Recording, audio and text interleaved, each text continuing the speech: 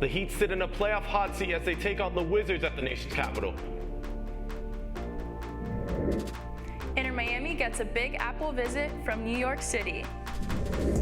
And the Miami Sharks go to the down to the wire with the San Diego Legion in search of the franchise's second win. All of this and more coming up on the sideline.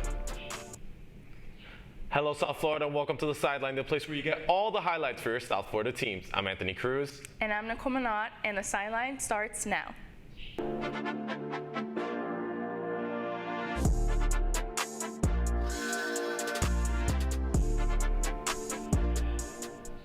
Late in the NBA's regular season, the Miami Heat sit on the edge of the playoff and play-in territory as a team headed to the nation's capital. We had Sideline's Pablo Hernandez in Washington, D.C. to cover the second matchup against the Wizards. The Heat took care of business last night, beating the Wizards 119-107. The Heat are in 7th place as they fight for the final guaranteed playoff spot with the Indiana Pacers as the final stretch of the season begins. The Heat dominated the game from start to finish. Forward Jimmy Butler finished with 17 points, 8 rebounds, and 4 assists. Star center Bam Adebayo logged in an impressive 22 points, 9 rebounds, and 5 assists for the game. The star of the game was point guard Terry Rozier. He shot 11 of 19 from the field and finished with 27 points. That ties his Miami Heat career high for points. Head coach Eric Spoelstra talked about Rozier's performance. He's getting a lot more comfortable.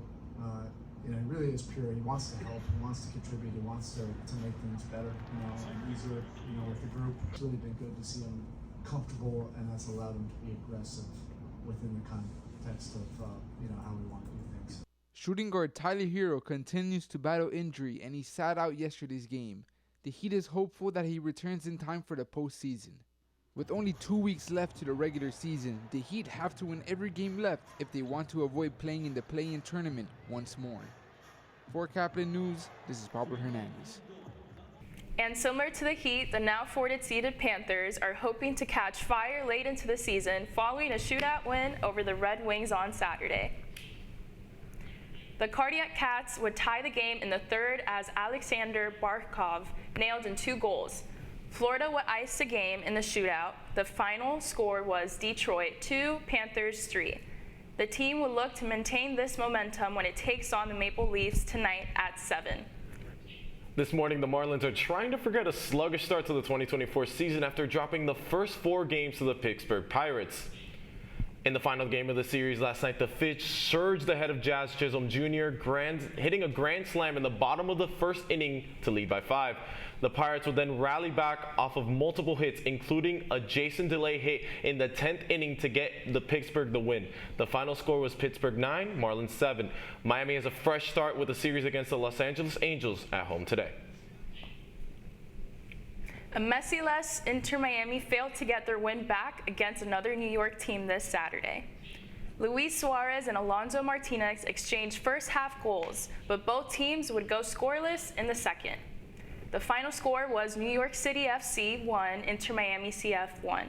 The club is hopeful to get their star back as well as back in the win column in the CONCACAF Champions Cup game Wednesday at 8 p.m. Miami got its yearly taste of international tennis in the form of the Miami Open this month. We have studio analyst Carlton Gillespie to break down all the action. Carlton, what other story could we start with besides Danielle Collins? Well, we'd be doing a disservice to storytelling if we didn't start with Danielle Collins. The 30-year-old announced after the Australian Open this year that this would be her last season playing tennis due to an endometriosis diagnosis that's kind of made her life very difficult as far as playing the sport at the highest level. So her last ever chance to win something, and she gets a big W here in Miami. She's a Florida-raised girl. She used to train down here in South Florida, and she had an incredible run into the finals. 4th round, quarterfinal, semifinal, and in the finals had to take on all top 20 players, an absolute gauntlet, and she ran it and made it look easy. A huge moment for her to get this WTA singles title for her. So Danielle Collins, absolutely the story of the tournament for me. And saying on that, what would you say would be the biggest surprise this tournament? Well, I think the biggest surprise, right, is maybe Jan Sinner has really cemented this as the year of the Jan, winning the Australian Open, finally getting the Alcaraz monkey off his back, and coming back and winning this tournament that he lost in the finals of 2 years in a row. So now he gets this monkey off his back. He's going to roll into the clay and grass court season. Interesting to see how his game translates there. But then he's got another shot at the U.S. Open to sweep the hard court slams tonight, and he looks unbelievable. I mean, the biggest surprise, obviously, was in the final he didn't play Carlos Alcaraz because he got bounced in the semifinals to Grigor Dimitrov, much to the chagrin of social media fans everywhere. But he looked dominant. He was super dominant in an Australian Open final rematch in the semifinals against Medvedev. And Jan Sinner is a shooting star, and it'll be tough to see who stops him. The start of the last dance, as you say, for Danielle Collins, and as you said, the year of the Jan. Some pretty big dubs for the Miami Open, but let's keep on going. Let's open it up to the national sports world. What was your big dub for this week? Yeah, I mean, biggest dub of this week, it's hard to pick anybody other than the Miami Marlins, fresh off of a big playoff run and a ton of momentum in the city behind. April Fools, guys. I'm just kidding.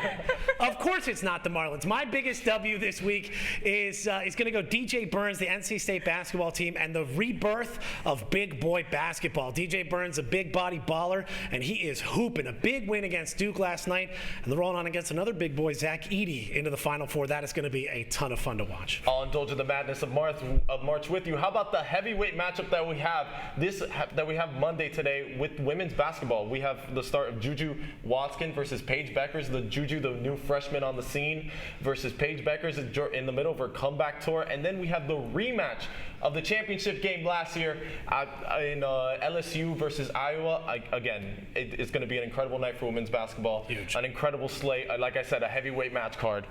What's your biggest dub? Oof, I would have to say the Heat. I mean, 60 points. That's ridiculously amazing. We haven't been doing too good, and we haven't done that many points in all of history, so that was pretty cool. Against the Trailblazers, that's pretty much self-explanatory, but with the help of Thomas Bryant, 26 points, and Adebayo, 21 points, we got it going. So that would be my biggest sub. The Dame package strikes again against the Trailblazers. God, do you love it when the Heat actually beat the teams that they're supposed to and don't underperform? God, it's a good weekend. But yeah, let's toss over. Big L for the Portland Trailblazers, Huge. by the way. So biggest in history, right? Yeah. So moving on, can you tell us what your L for the week is? Yeah, of course. It's Matthew Sluter, former NFL cup of coffee haver. I don't want to say player because he never actually physically played a snap. Made a big stink on Twitter about the Trans Day of Remembrance, March 31st, being held on the same day as Easter, like that was planned, but that's not how Easter works. The Trans Day of Remembrance is always on March 31st, and Easter is just sometimes on March 31st. Of course, he was fact-check on this immediately and did what every smart person does, and that's double down. And everyone making jokes about him identifying as an NFL quarterback in his Twitter bio when, again, he never played a snap. So big fat L to you. Stop being weird online again. Well, I'll stay in the root of March Madness for my big sell. Unfortunately, Jamal Shed and Houston Cougars, what a very demoralizing way to go out. They were one of the favorites to going into the tournament. I think that they would have honestly met UConn in the final if it wasn't for the injury. And this is not at all to discredit Duke or NC State. They're incredible teams that deserve to go on the run that they've been on. But honestly, just for the incredible season that Jamal Shed. It was a very tragic way to go out. So what's your biggest L? My biggest L would have to be the Inter-Miami game this past Saturday with Luis Suarez. He had so much possession on the second half, yet couldn't get another score. And again, just Messi-less. I hope that he can win and get us a score this Wednesday against Monterrey, because we need him again. And it's against CONCACAF, so hopefully we get to make it like we did last year. Inter Miami desperately needs Messi, and I think they've showed it these last 2 weeks against New York teams. But for now, we have to go to the break and wait to see if Messi will play on Monday. But here's what we have now, next on the sideline.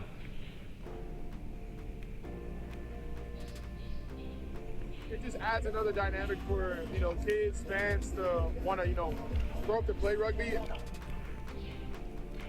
Miami's new rugby squad hosting San Diego in the Shark Tank with hopes of winning their second game of the season. We'll take a timeout and be back in just a moment.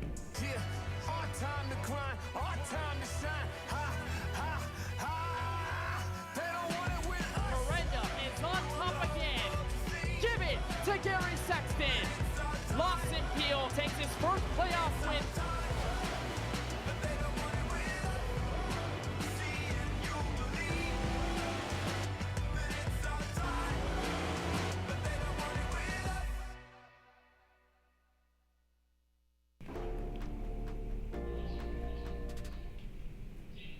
The Miami Sharks brought the San Diego Legion to town for a home game that was decided by single digits. Sideline S3 show how it all happened.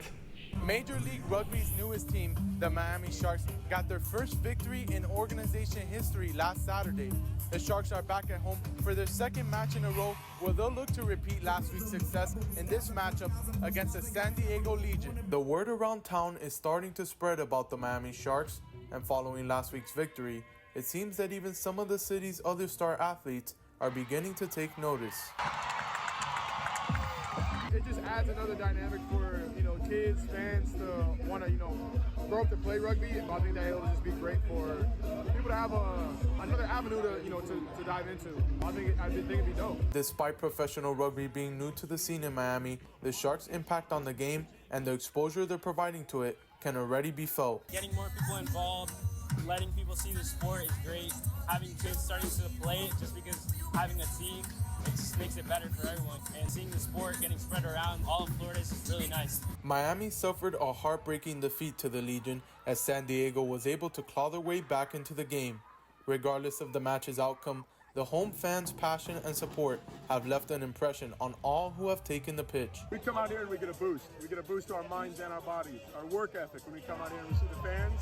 And people who have played us go at this afterwards and go, that was good fun. Leave it to Florida Rugby to build this kind of atmosphere. It's a good rugby atmosphere, so we absolutely love it and we feed off it. The Sharks will be swimming in northern waters next week as they'll head to New England to take on the Free Jacks Saturday, April 6th. Reporting from Auto Nation Sports Field, for Caplin News, I'm Zach Leon. All right, now it's time to move on to our game pick segment. Nicole, we have a stacked slate of Miami games this week. Some championship games, other teams looking to return to the championship that they came last year as they close out the regular season. Let's start with Inter Miami first versus Monterrey in the CONCACAF championship game. How do you project that going as our resident soccer expert? I honestly believe that Inter Miami has a good chance of winning this game. Of course, with Messi taking the rest and doing what he has to do for his hamstring injury, he's going to do well in this game and hopefully he'll play.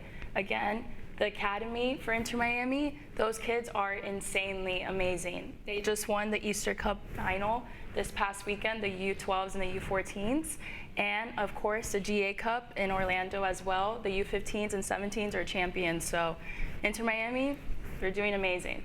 I think I'm opposed to you. I'm a very simple man. If I look at the roster and I see that Messi's playing, I think it's a dub. But if not, I think it's an L. So if Messi's projected to play against in the CONCACAF game, I have them taking the dub. Now, a team that hasn't taken a single dub to start the season, the Miami Marlins, got swept in their series against the Pittsburgh Pirates. Will have a chance to redeem themselves against the Angels this week. I'll start. Honestly, again, the Marlins did have a very shaky start on all ends in their pitching, their defense, their offense. But I think yesterday they did bat the rust out of they did bat the rust off a little bit. Jazz Chisholm hit a grand slam.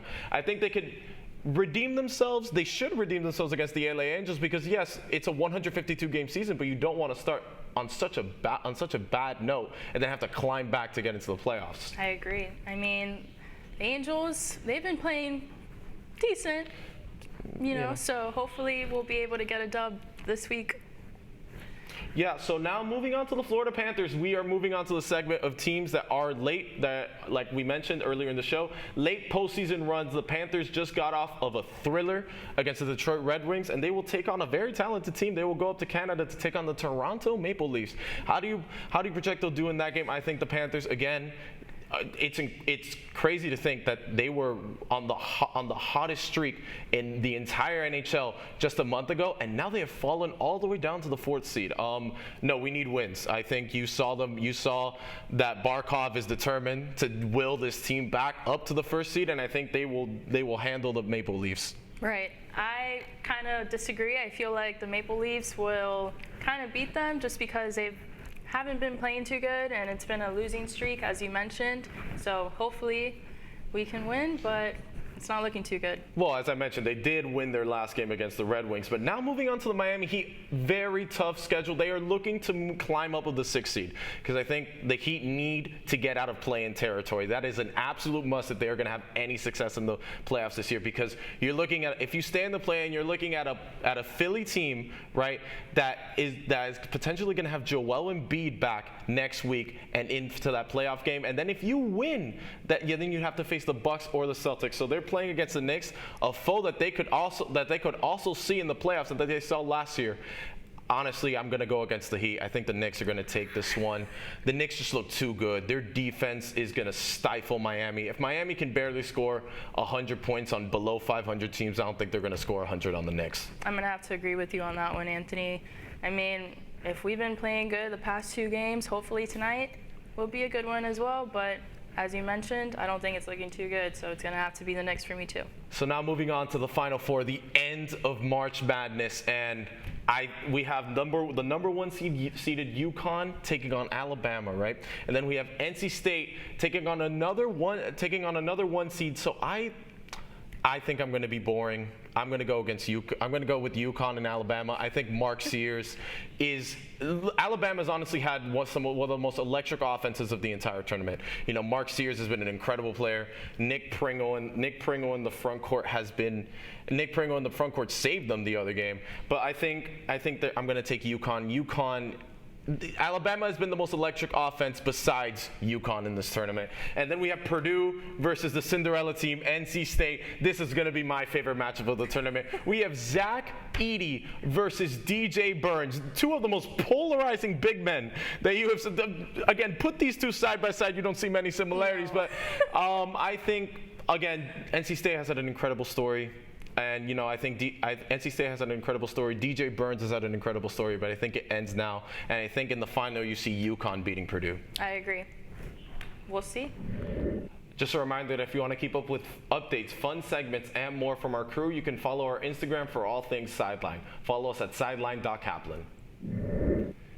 And that's it for today. I'm Anthony Cruz. And I'm Nicole Minot. Thank you for watching, and we'll see you next week on the Sideline.